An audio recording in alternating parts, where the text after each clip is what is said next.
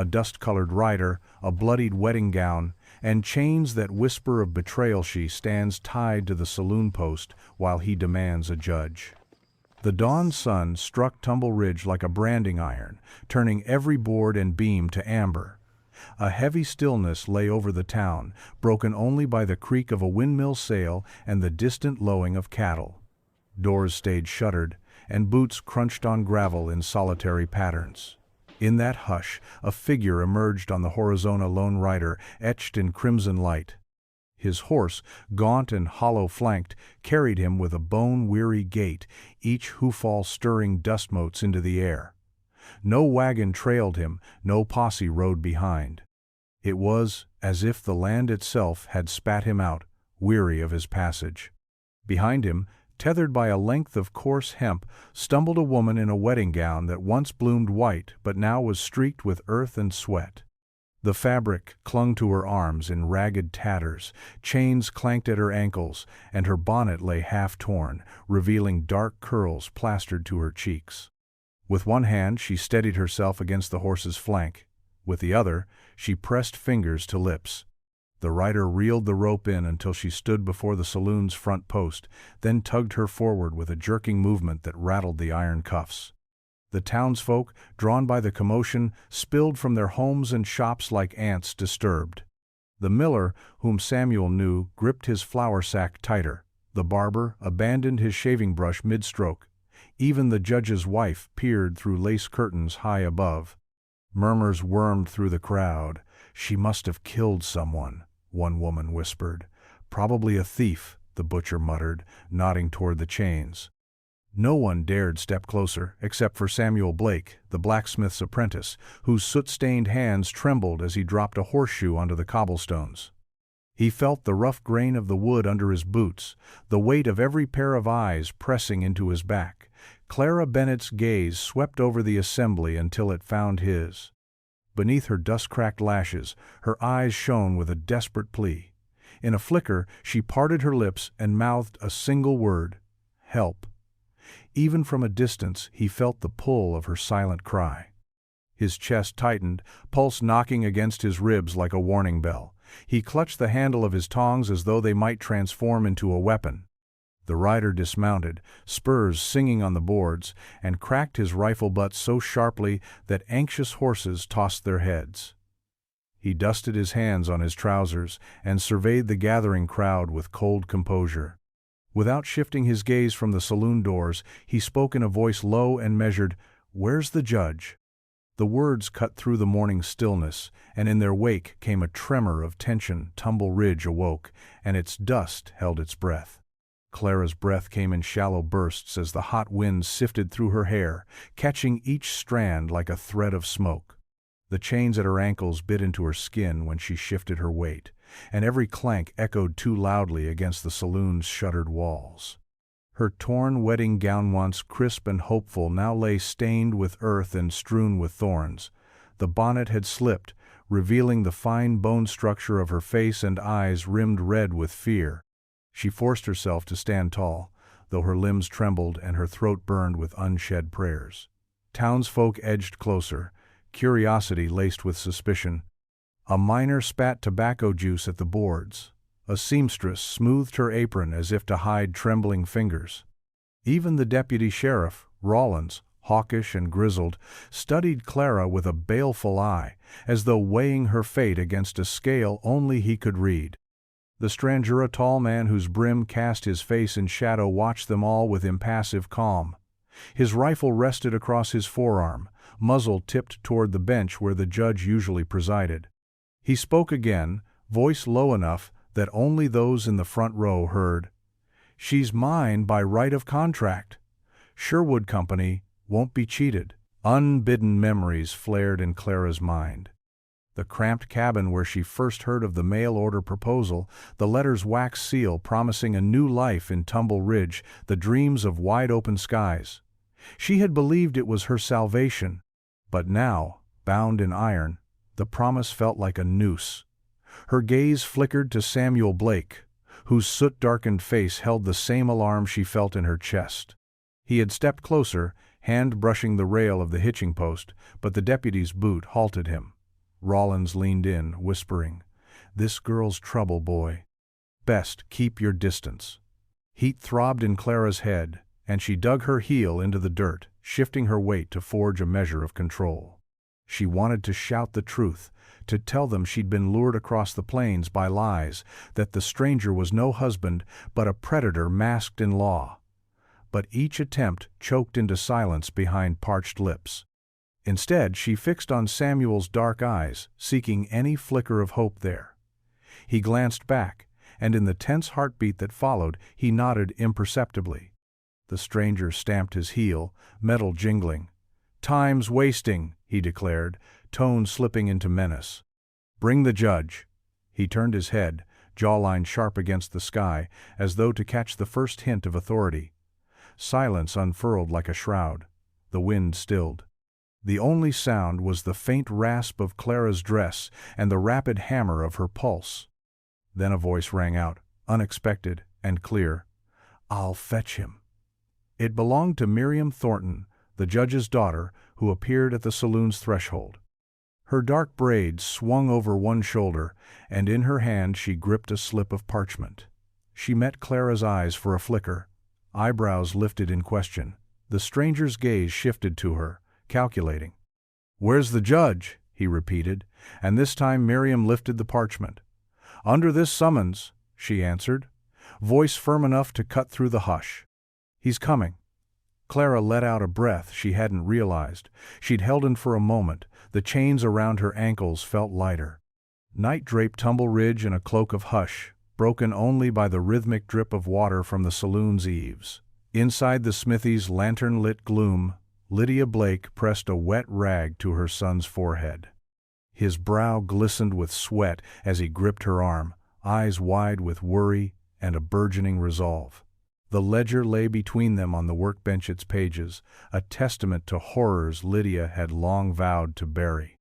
"I never told you," Lydia whispered, voice trembling like embers in dying firelight, "what they do to those girls." Her knuckles flexed against the ledger's spine. The scars trailing along her back burned beneath her nightdress, memories chiseling themselves anew. Samuel's fingers brushed her wrist. He flinched, recalling the silent screams she'd muffled in that very cabin years ago. "They break you until you forget who you are," she breathed. "Until the only name you can answer is the one they give you." In the corner, the anvil bore the marks of the day's work, glints of metal and ash. Samuel rose and struck it with his hammer, sending a shower of spark pricks into the air. Each ring echoed in the smithy, a defiance stoked by fear. Lydia closed her eyes, the clamor hammering her memory of shuttered rooms and women wailing behind thin walls. She tasted dust and despair every time the hammer fell. But this time, each clang was different. It sang of a promise, forging hope from pain. Outside, the wind scoured the horizon, as if to remind them how far they stood from friendly faces and easy trust. Samuel leaned over the ledger, tracing names written in a calligraphy meant to deceive Clara Bennett, Agnes Turner, dozens more. "So they bring her here," he said, voice low and flat, "thinking this town won't care." His knuckles whitened on the table. Lydia's gaze hardened. "We will," she vowed. "Whatever it costs." A sudden thud at the door rattled the lone window. Samuel sprang up, tongs in hand, heart hammering. Lydia stood too, shoulders squared. The latch creaked then, the door swung inward, revealing Samuel's hammer-smudged face and a crestfallen Clara, cloak drawn tight. "He's moved her to the judge's chambers," she whispered, stepping into the glow. "They say she'll be judged at sunrise." Clara's gown, now hidden beneath her cloak, rustled like dry leaves. Her lips trembled. "Two thought you might help me." In that moment, Lydia saw in Clara's eyes the same fracture she had once worn a woman severed from her name, her history. She set her jaw and unclipped a lantern from its hook.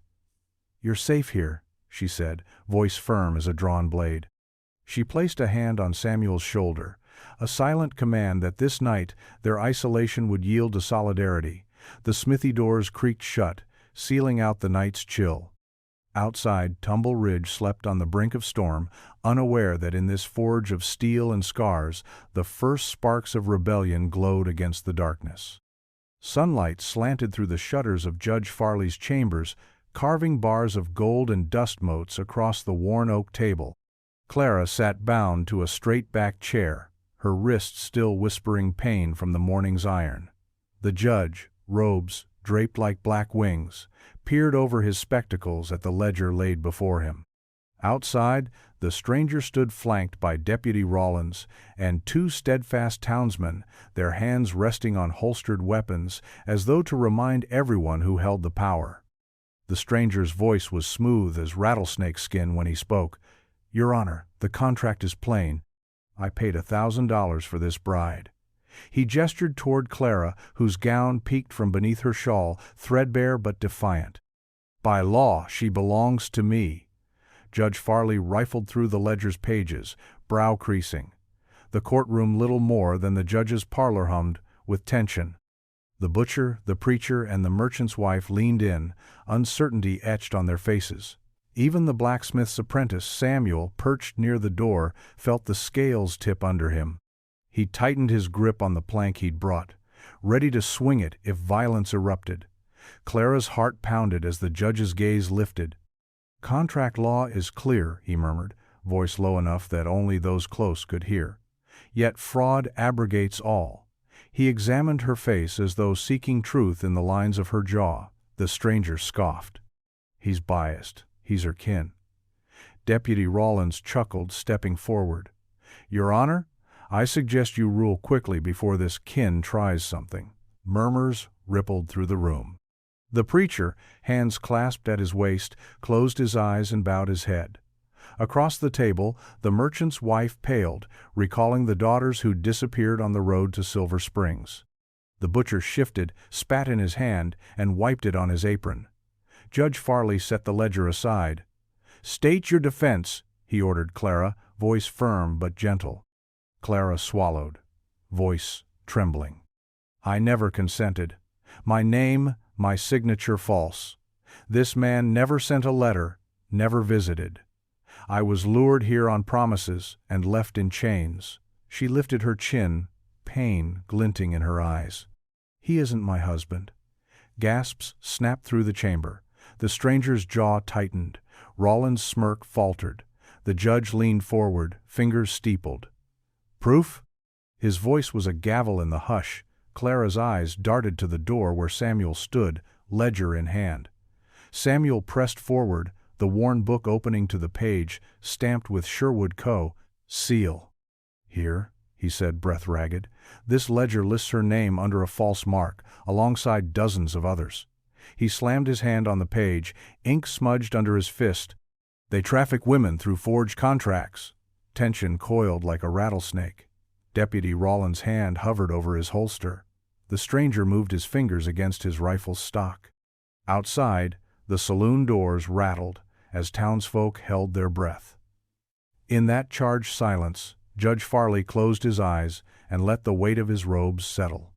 Clara's throat tightened, Samuel's heart hammered, and the stranger's calm cracked like dry earth.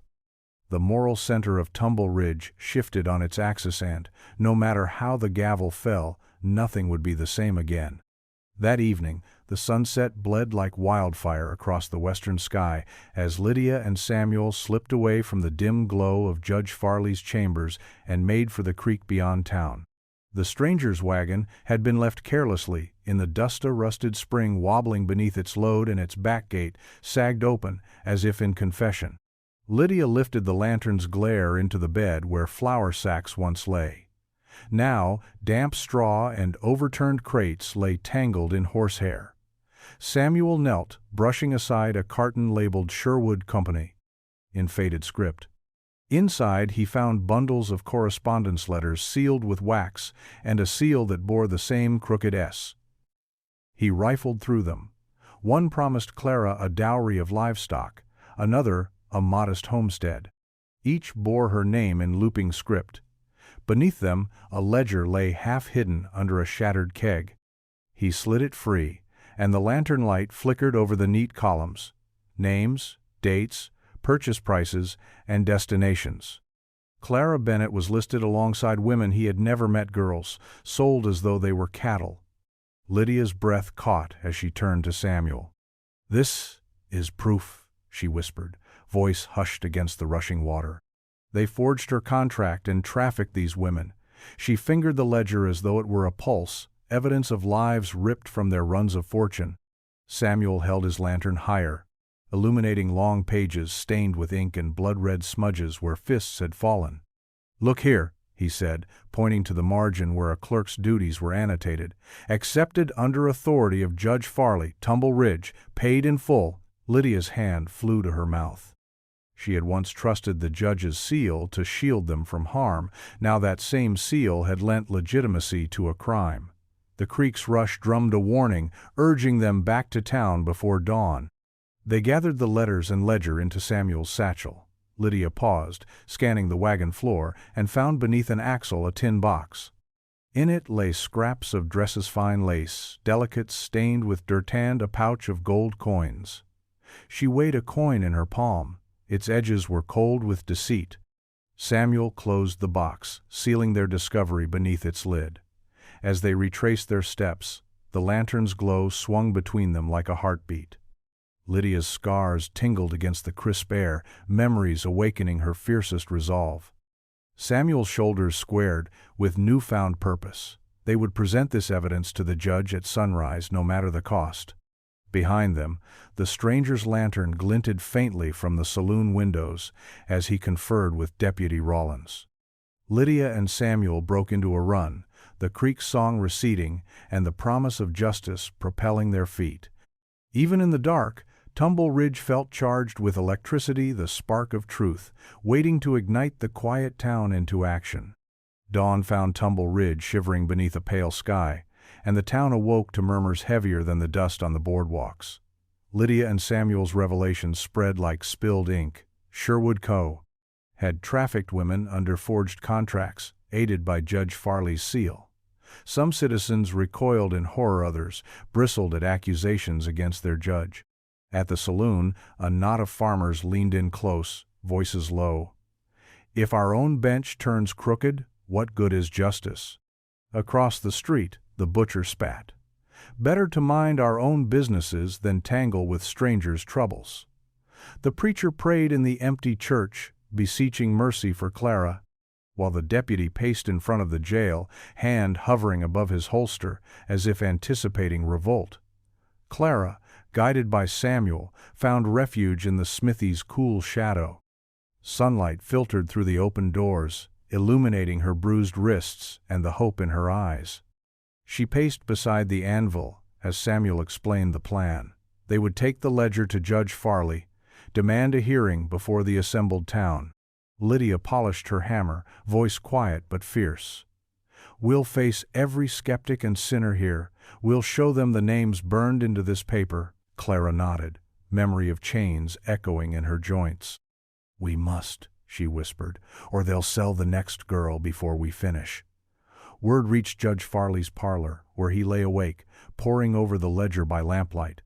The stain of his seal on forged pages burned him worse than any brand, and guilt pooled in his chest like molten lead. He closed the book, hand trembling, and rose to face the day's reckoning. Outside, carriage wheels clattered as townspeople gathered, some fearful, some resolute. The judge stepped onto the porch, robes drifting behind him, and lifted his voice. "Citizens of Tumble Ridge, I have been blind to crime in our midst. Today, let us choose law over comfort, truth over fear." A hush fell. The butcher crossed his arms, the preacher bowed his head, the deputy's eyes darted between his superior and the smithy doors. Samuel carried the ledger forward, its pages fluttering like restless spirits. Clara followed, head high despite her wounds. Lydia stood by her side, hammer at her hip, faith forged by survival. The judge extended a hand. "Speak now," he said. "By this town's honor, let justice be done." Murmurs swelled into voices. Some cried for vengeance on Sherwood Company, others cautioned restraint. Yet beneath the clamor lay a common heartbeat, a refusal to let evil pass unchallenged. As Clara opened her mouth to tell her story, the wind carried it across the square-fractured lives, demanding to be heard, and Tumble Ridge balanced on the cusp of change, its people poised between fear and redemption. As the sun sank low behind the dusty horizon, Tumble Ridge bristled with tension sharper than any blade. Word of the planned hearing had spread, and the stranger moved through town like a storm cloud, rallying deputies and self-appointed protectors to his side. His voice, measured and cold, carried promises of lawfulness to those wary of siding with outsiders. He claimed authority, flaunting a writ stamped by Sherwood Company, though no judge's hand had truly sealed it. By twilight, the boardwalks echoed with the shuffle of leathers and the glint of steel under kerosene lamps. Lydia and Samuel watched from the Smithy's doorway as the stranger confronted Deputy Rawlins at the saloon steps. They had learned his tactics: isolate the witness, intimidate those with proof. Samuel's knuckles whitened on the rail, his breath shallow. "He's not waiting for the hearing," Lydia warned, voice low and urgent. "He'll move against Clara before the judge even arrives." Clara, seated on a barrel by the forge, listened in horror. The warm glow of the forge's embers cast her bruised wrists in stark relief. Each mark was a reminder that time was running out. Inside the smithy, Lydia retrieved her mother's old shotgun from beneath the workbench. The wood was polished smooth by years of used relic from darker days that now felt necessary once more. Samuel hefted a length of chain, its links cool in his hand, and loaded Lydia's pistol from the drawer. Clara rose, legs unsteady, and placed trembling fingers on the barrel of the shotgun. "I won't run again," she said, voice steady despite the quake beneath it. Lydia nodded, meeting her gaze with fierce pride. "Then we stand," she replied, "and we protect what's ours." Beyond the smithy doors, the strangers' group spilled into the street, horses stamping, boots scuffing the boards. He raised a hand, as though to hail a carriage, but the signal was for violence. The escort closed in on the forge, drawn by the furnace's light and the promise of Clara's capture before dawn. Samuel stepped forward, voice ringing clear. "Back off, or you'll answer to every man here who isn't bought by Sherwood." His words rolled through the street, echoing against storefronts and stirrups. For a moment the stranger hesitated, calculating. Then Rawlins drawled, "You're outnumbered, boy. Best hide behind your anvil." He stepped aside, revealing half a dozen deputies ready to surround the forge. Horses whinnied, nostrils flaring. Clara tightened her grip on the shotgun's forestock, the chains coiled at her feet like a vow of defiance. Lydia raised her pistol, thumb brushing the hammer. Samuel slid the chain from his palm, ready to wrap it around any man who crossed the threshold. The air crackled with imminent conflict, the threat of blood dissolving the last veil of civility in Tumble Ridge. As the stranger advanced, the forge's door swung wide. Flames leapt within, painting their silhouettes in orange and gold. Clara squared her shoulders, Samuel advanced beside her, and Lydia stood between them, barrel aimed steady. In that charged tableau, the rising threat became unmistakable.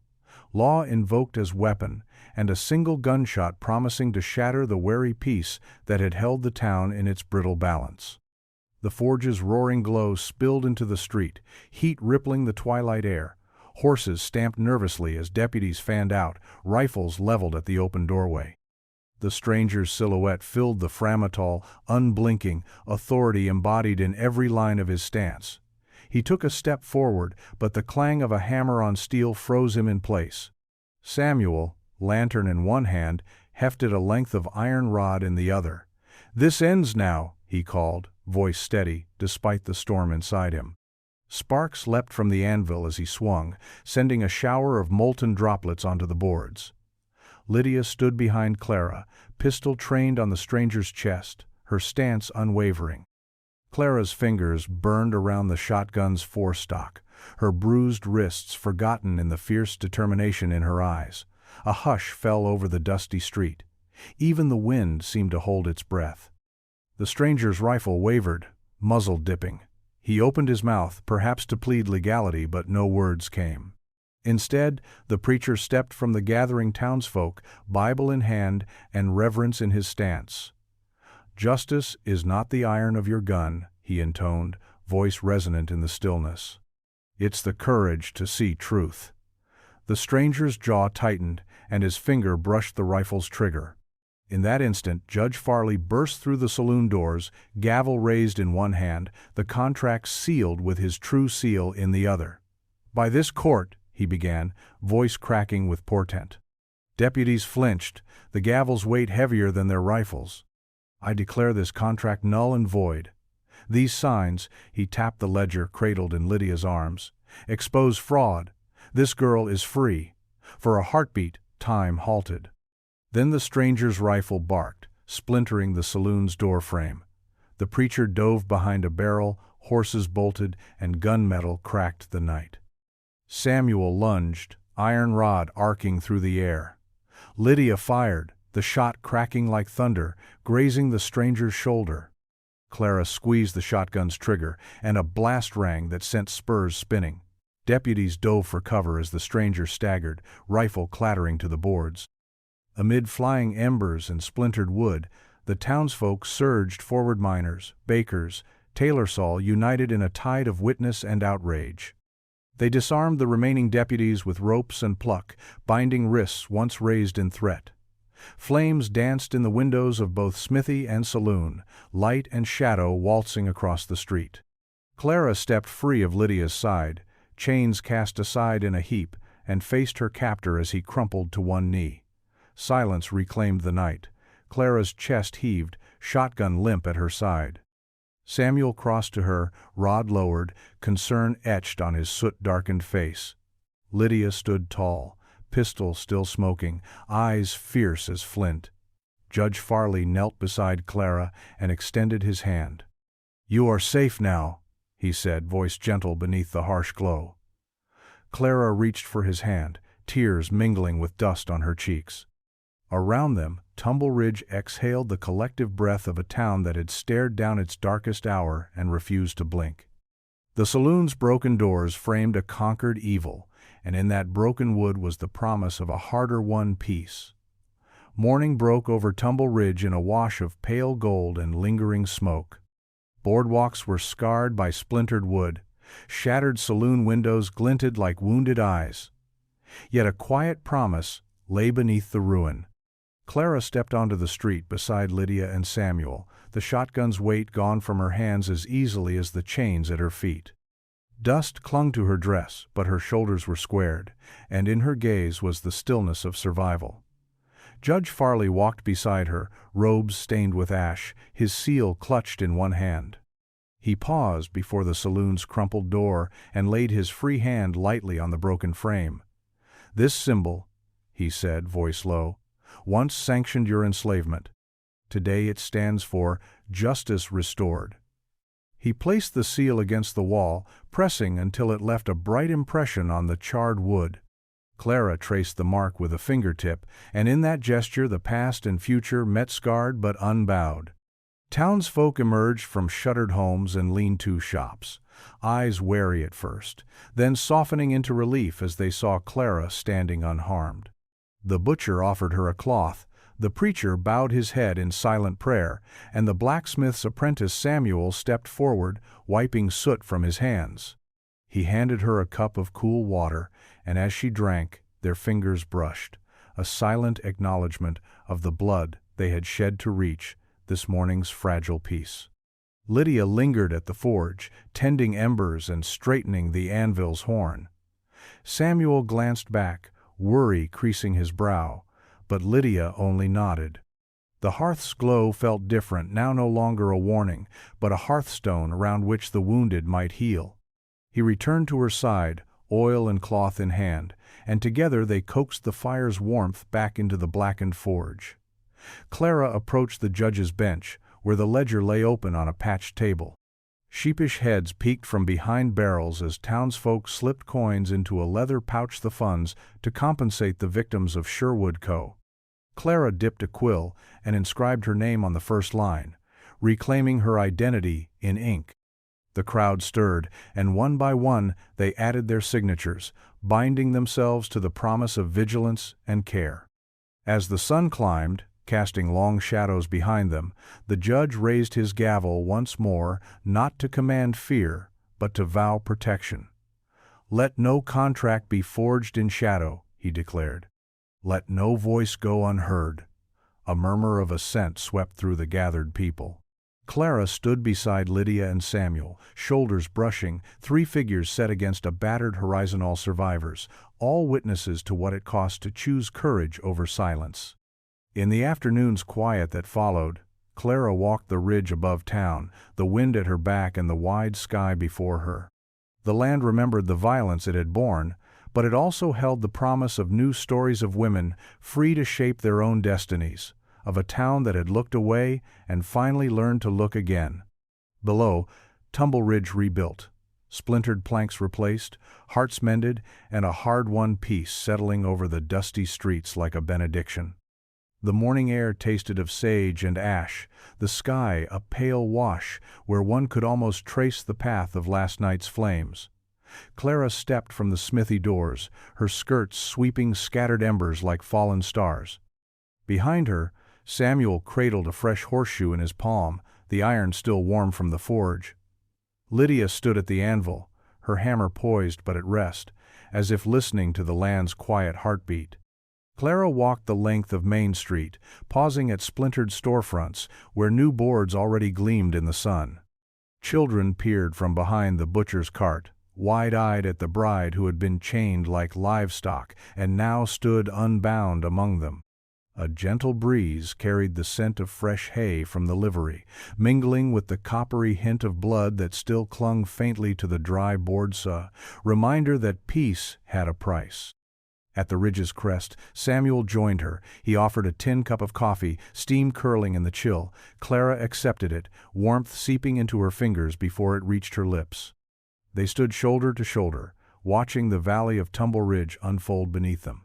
Settlers bustled about their chores, laughter rising as though to chase away the ghosts that once dwelled in the shadows. "Will you stay?"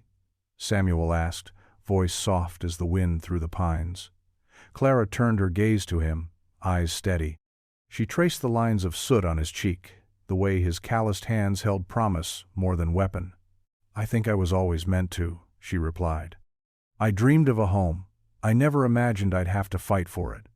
Her lips curved in a small, rueful smile.